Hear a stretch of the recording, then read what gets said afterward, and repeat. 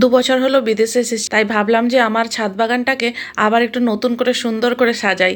যে কুমড়ো গাছটা যেগুলো লাগিয়েছিলাম সেগুলো সব নষ্ট হয়ে গেছে, তাই ভাবলাম আবার নতুন করে কিছু ফল বা ফুলের চারা কিছু লাগাবো। তার জন্য চলে এলাম মার্কেটে। এখানকার বড় একটা হোলসেল মার্কেটে চলে এসেছি।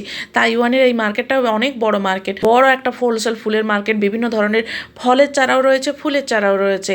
তো আমি তো ভাবছি এখান থেকে আমি কি নেব, এত এত রকমের ফুলের চারা রয়েছে। আমি আমি দেখে দেখেই চোখ ধাঁধিয়ে যাচ্ছে, আমি কোনটা নেব ভেবে পাচ্ছি না। তারপরে ভাবলাম যে এখন তো শীতকাল চলছে, তো শীতকালে কয়েকটা গাঁদা ফুলের চারা, গোলাপ ফুলের চারা বা অন্য কোনো ফুলের চারা টারা কিছু নেওয়া যায়। তারপরে এই লেবু গাছগুলো দেখে আমার একদম পুরো মন ভরে গেছে। এত সুন্দর সব লেবু গাছগুলো, দেখতে কি সুন্দর লাগছে, পুরো ফুলে একদম ভর্তি এই জায়গাটা। আর তার সাইডেই রয়েছে ফলের গাছ। এই জায়গাগুলো দেখতে এত সুন্দর লাগছে, এত এত মানুষের ভিড়, শুধু ফুল আর ফুল। আর চারিদিকে লেবু গাছগুলো এত সুন্দর দেখতে লাগছে। আর রয়েছে বনসাই গাছ। তো আমি কিছু গাছ নিয়ে চলে এলাম।